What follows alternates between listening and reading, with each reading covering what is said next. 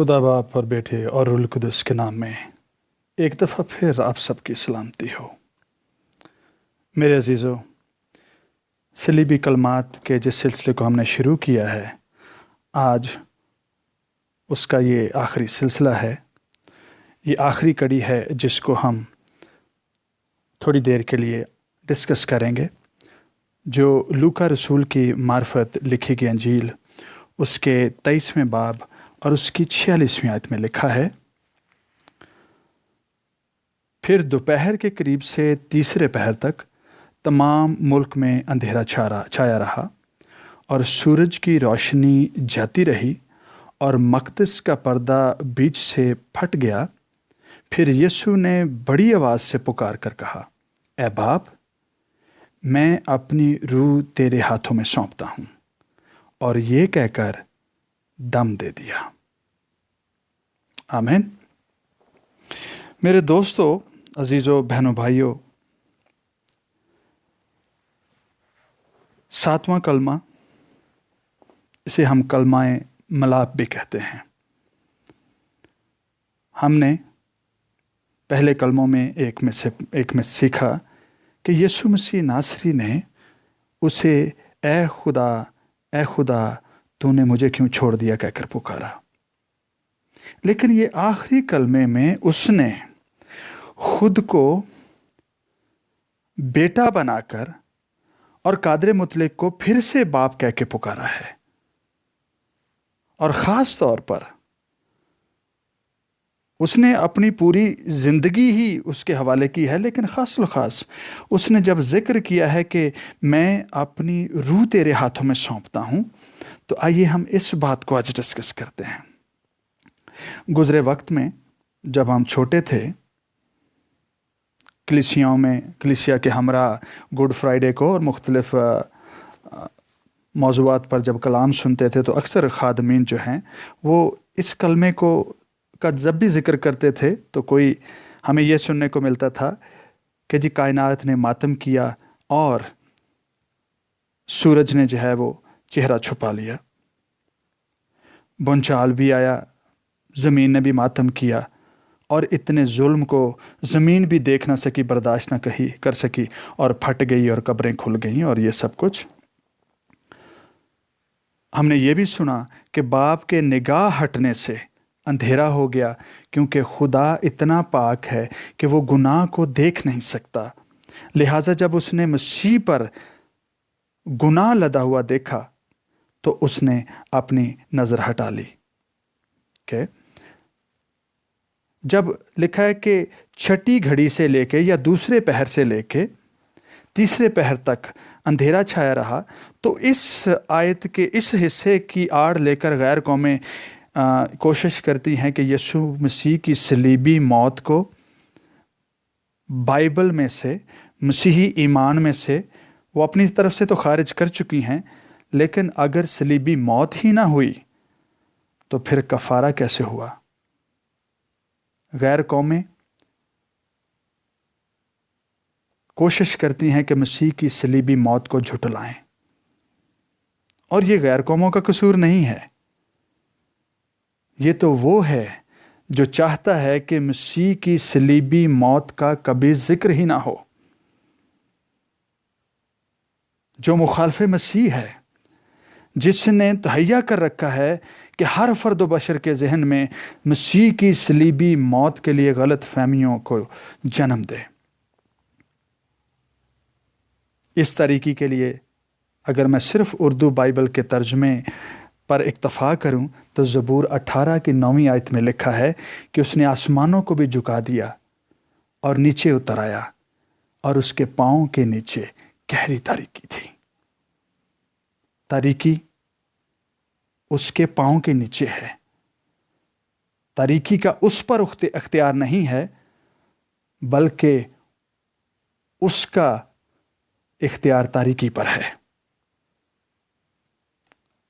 چلیے ان ساری باتوں سے ہٹ کر ہم بات کرتے ہیں کہ اس نے کیوں کر کہا یا کس لیے کہا کہ باپ، خاص الخاص میں اپنی روح تیرے ہاتھوں میں سونپتا ہوں۔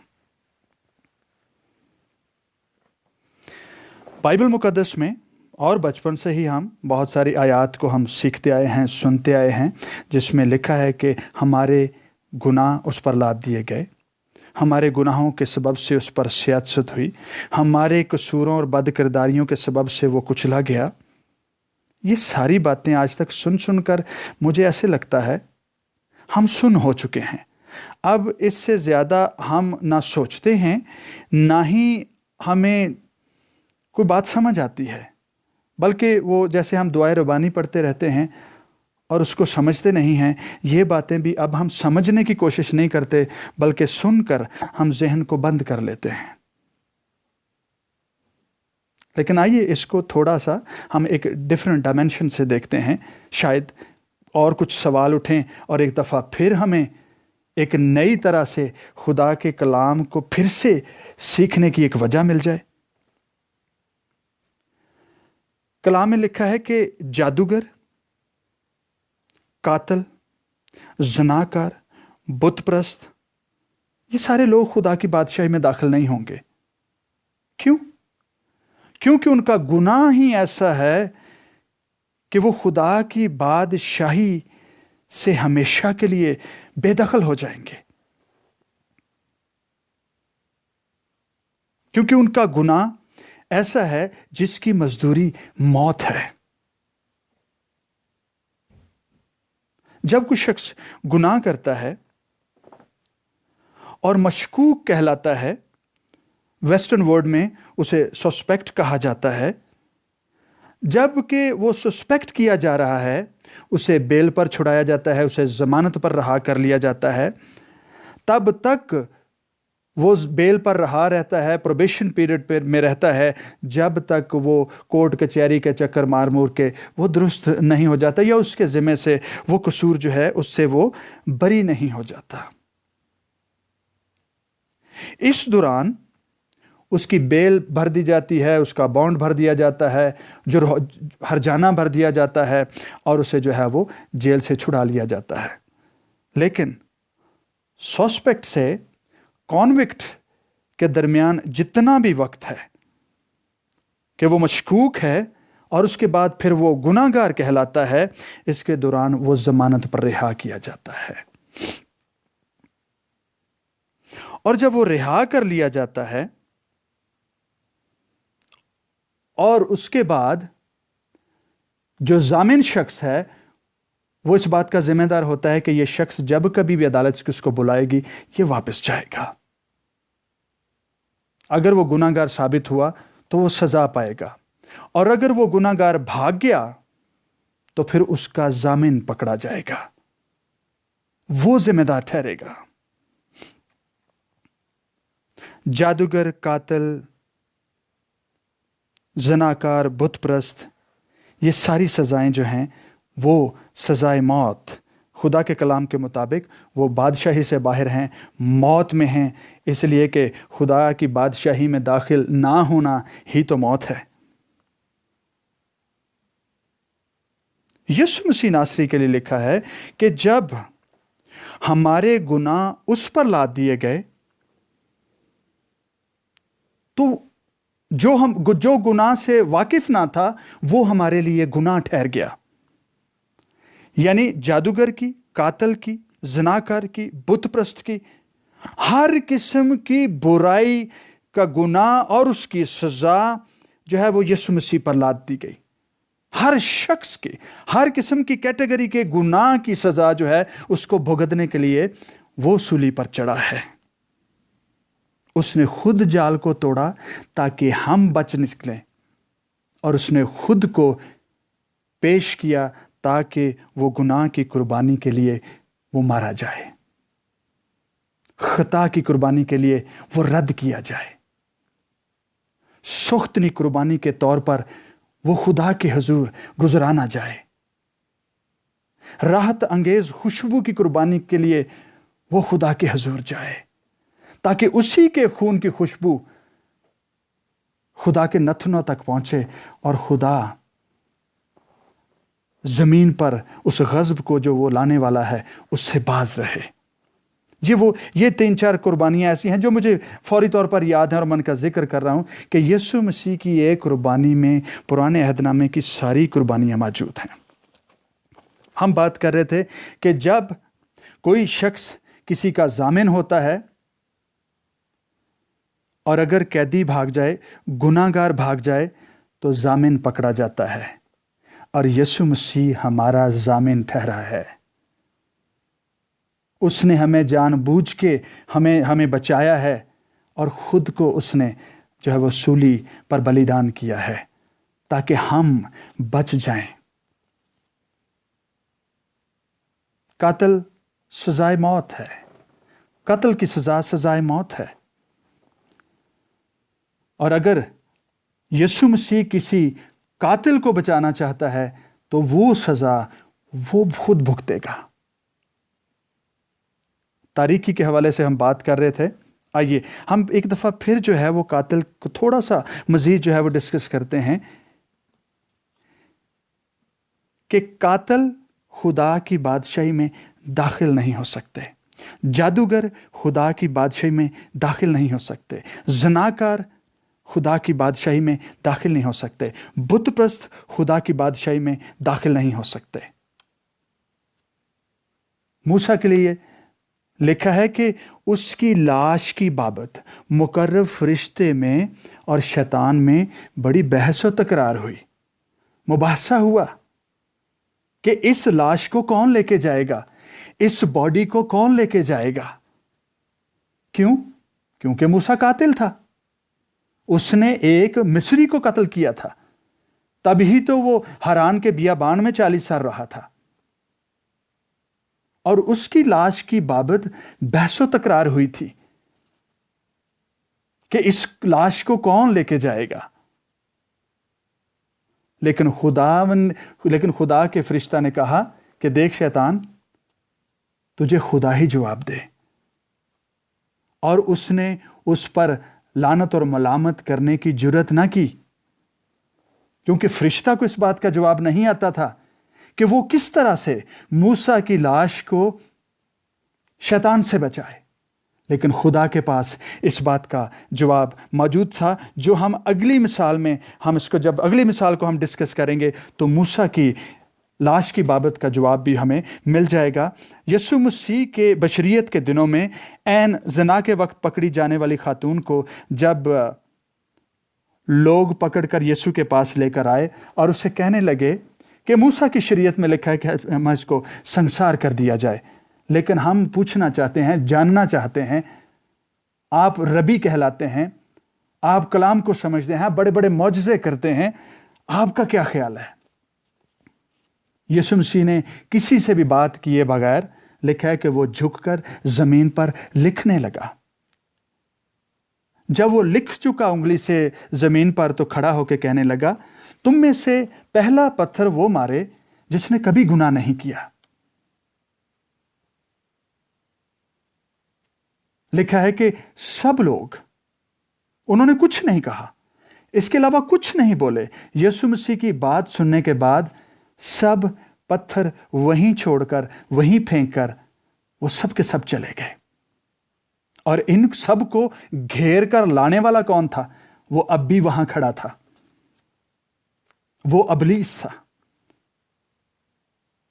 وہ اب بھی وہاں کھڑا تھا، اور جو کچھ زمین پر لکھا گیا تھا اسے اس نے پڑھا تھا۔ نہ میں جانتا ہوں، نہ وہ لوگ جانتے تھے کہ وہ جو وہاں کھڑے تھے کہ زمین پر کیا لکھا ہے، پر وہ جانتا تھا جو وہاں پر ان کو گھیر کر لایا تھا تاکہ اسے پھنسائے اور لوگوں کے ہاتھوں یسوع مسیح کو بھی اس عورت کے ساتھ سنسار کرے کہ یہ کفر بکتا ہے، یہ شریعت کے خلاف جاتا ہے۔ یسوع مسیح ناصری نے زمین پر جھک کر لکھا، اور جب ان کو جواب دیا وہ سب چلے گئے، پر جس نے وہ لکھا ہوا پڑھا وہ وہاں کھڑا تھا کہ اس کی سزا معاف ہو چکی، یہ زانی ہے، اس کی سزا موت ہے، میں اس کا کفارہ دوں گا، اس کی جگہ پر میں بلیدان ہوں گا، اس کی جگہ پر میں موت کے حوالے ہوں گا۔ اسی لیے یہ بری ہوئی. تجھے کوئی حق نہیں ہے اس پر تو الزام لگائے. گناہگار زناکار خدا کی بادشاہی میں داخل نہیں ہو سکتا تو پھر کون لے کے جائے گا اس کو؟ اگر گناہگار خدا کے پاس نہیں جاتا تو پھر اس کو کون لے کے جاتا ہے؟ اسے شیطان لے کر جاتا ہے. وہ اپنے ساتھ شامل کرتا ہے تاکہ جہنم کا ایندھن بن سکے اس کے ساتھ. لیکن مسیح یسوع نے زمین پر لکھا شی از فلی پیڈ. یہ آدم کی بیٹی ہے، یہ ابراہیم کی بیٹی ہے، یہ میری بیٹی ہے. تیرا اس پر کوئی اختیار نہیں ہے. اس کی قیمت ادا ہو چکی. اس پر گناہ کا کوئی اختیار نہیں ہے. اور وہ جو لوگوں کو نظر نہیں آتا تھا وہاں سے شرمندہ ہو کر منہ کی کھا کر وہاں سے چلا گیا. اور موسیٰ کے لیے بھی مقرب فرشتہ نے جو ہے وہ جواب نہیں دیا. خدا نے جواب دیا کہ موسیٰ از فلی پیڈ. وقت آنے پر موسیٰ کے قتل کا ہرجانہ بھر دیا جائے گا. موسیٰ بری ہوا. وہ اپنے قتل کی سزا سے چھوٹ گیا.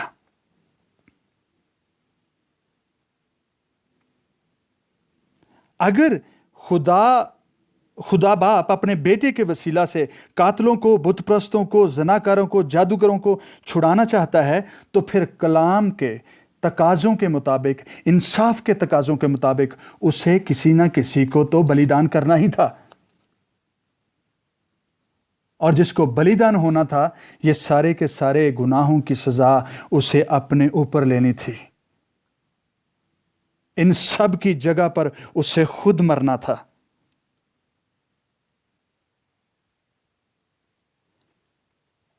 موسیٰ کی لاش کی بابت گفتگو ہو رہی ہے، لڑائی جاری ہے، بحث و مباحثہ چل رہا ہے، تو میں چل رہی ہے.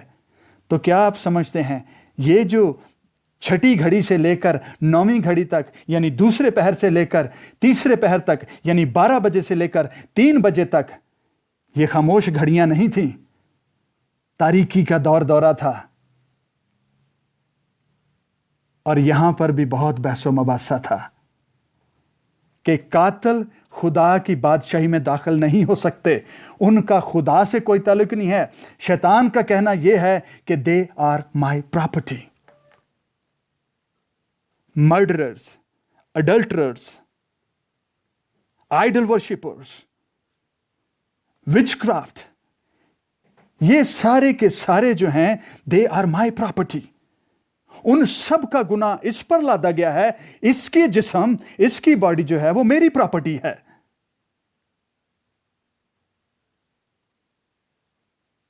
یہ بحث چل رہی ہے وہاں پر. کون اس کے جسم کو لے کر جائے گا؟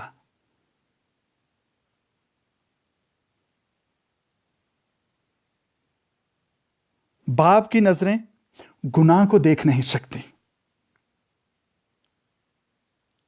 اس نے نگاہ ہٹائی ہے، اس نے کان بند نہیں کیے ہیں. بیٹے پر جب سارے ہر قسم کی جو ہے وہ گندگی کو جب دیکھا ہے، گناہوں کی سزا اور گندگی کو دیکھا ہے، ہم جانتے ہیں، ہم مانتے ہیں، کلام یہ فیصلہ کرتا ہے کہ خدا کی نظر اتنی پاک ہے کہ گناہ کو دیکھ نہیں سکتی. اس نے نظر ہٹائی ہے، کان بند نہیں کیے ہیں. اسی لیے مسیح یسوع نے، وہ ضامن تھا، اس نے برائے راست کوئی گناہ نہیں کیا. جنہوں نے گناہ کیے تھے، میں اور آپ، جن کی کیٹیگری جادوگروں، قاتلوں، زناکاروں، بت پرستوں، بلکہ جو سمجھتے ہیں کہ جی میں ان 4 کیٹیگریز میں تو میں فال ہی نہیں کرتا، میں تو کہیں باہر ہوں. کلام میں لکھا ہے کہ بلکہ ہر ایک نکمی بات کا گڑنے والا اور اسے پسند کرنے والا باہر کھڑے رہیں گے. وہ خدا کی بادشاہی میں، نئے یروشلم میں کبھی داخل نہیں ہوں گے. اگر خدا کی بادشاہی میں داخل ہونے کے لائق نہ ٹھہرے تو پھر کون لے کر جائے گا ان سب کو؟ وہاں پر ایک دوسرا ہے جو ان کی لاشوں پر، ان کے جسموں پر بحث کرنے کے لیے آ جاتا ہے کہ اس کا بدن کون لے کر جائے گا، اس کی روح کس کے قبضہ میں ہوگی۔ یسوع مسیح ضامن ہوا ہے، اس نے براہ راست گناہ نہیں کیا۔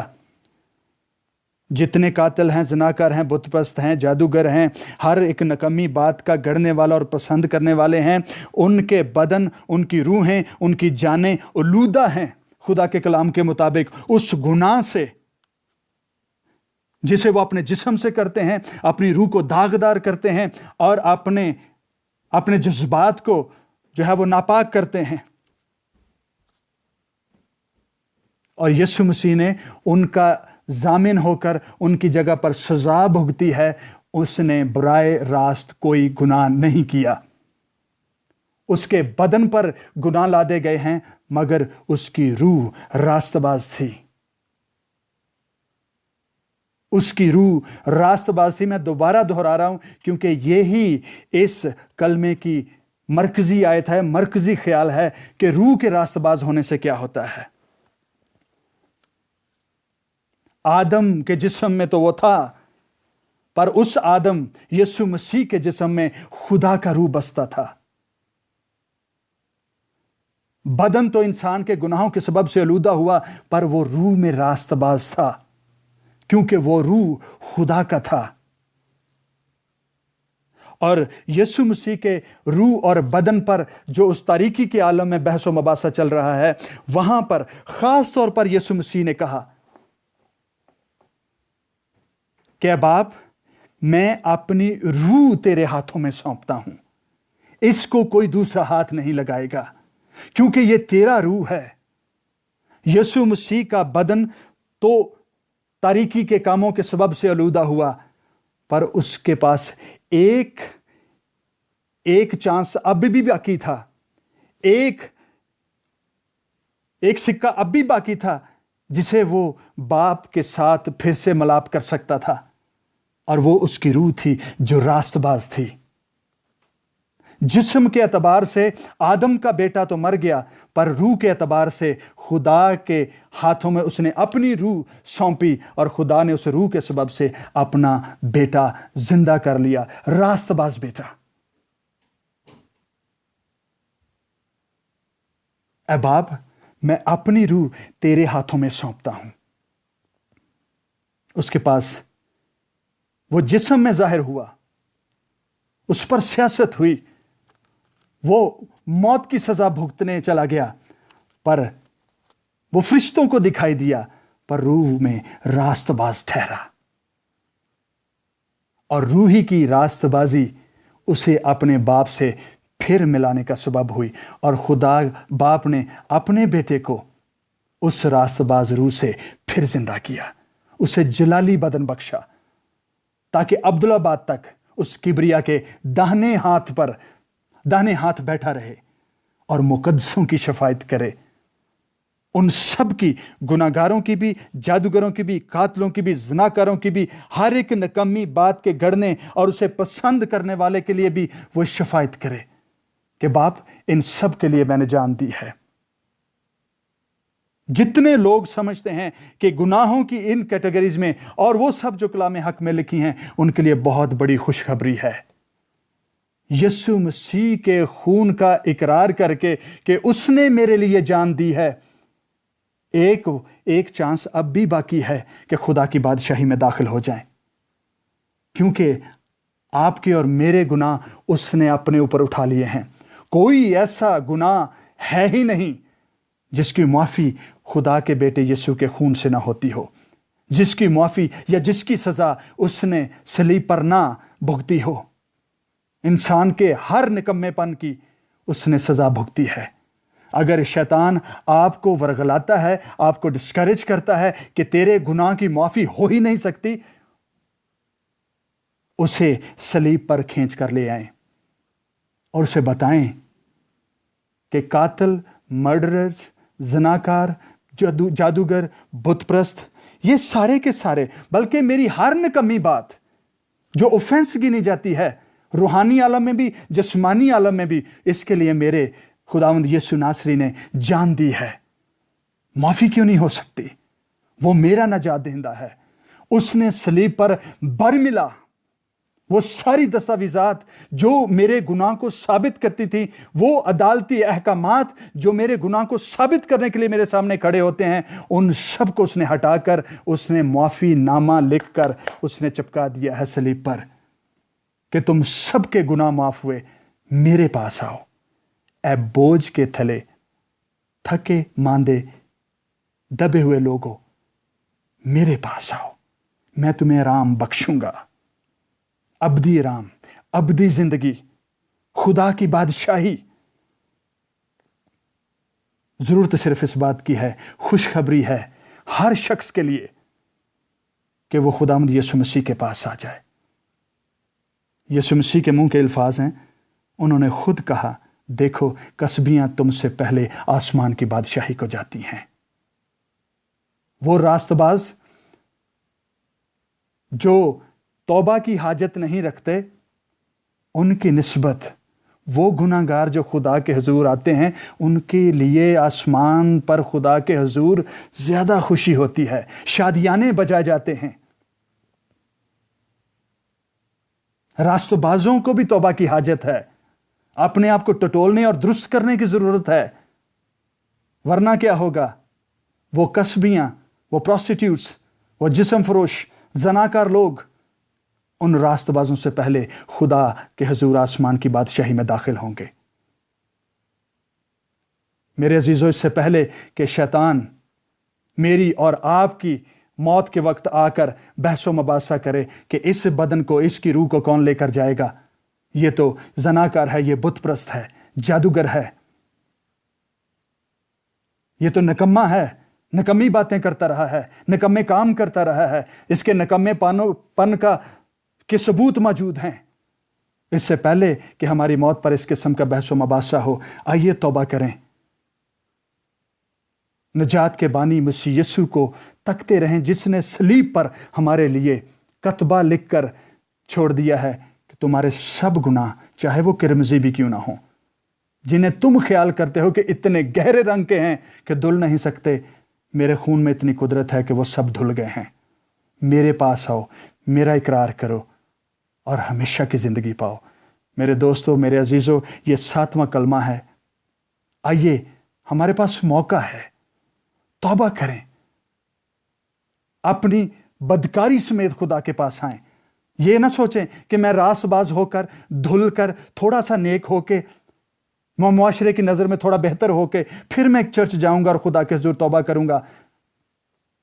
जितने भी कीचड़ से आप जो है वो अटे हुए क्यों नहीं हैं, गुनाहों से आप भरे हुए क्यों नहीं हैं, कम टू जीसस क्राइस्ट और उससे कहें, फादर मैं अपनी रूह तेरे हाथों में देता हूं, तू इसका मालिक है। मैं अपने जिस्म को तेरे सुपुर्द करता हूं, अपनी जान तेरे हुजूर लेकर आता हूं, मुझे पाक कर, अपने बेटे के खून से मुझे धो डाल। इकरार कीजिए, आपके गुनाह की माफी हो चुकी है, पर वो माफीनामा आपको तब तक नहीं मिल सकता जब तक आप उसके बेटे यीशु के खून का इकरार ना करें, उस सलीब का इकरार ना करें जिस पर उसने जान दी है कि वो आपका खुदावंद है। उसने गुनाहों को साबित करने वाले सारे कवानीन की दस्तावेज को उसने हटा दिया है, इसलिए कि उसने खुद सलीब पर हमारा जामिन ठहर कर हमारी जगह पर उसने जान दी है, पर तो भी वो रूह में रास्तबाज होकर अपने बाप से फिर जा मिला है। अब बाप, मैं अपनी रूह तेरे हाथों में सौंपता हूं। खुदावंद आप सबको और मुझे भी अपने इस कलाम के सबब से और अपने बेटे के मुंह से निकले इस कलमे के सबब से और उस मुआफ़ी के सबब से जो उसने रूह में रास्तबाज होकर जिस्म के एतबार से भी दी, अब भी और अब्दुल्लाबाद तक होता रहे। खुदावंद आप सबको बरकत बख्शे और मुझे भी, यीशु नासरी के नाम में, आमीन।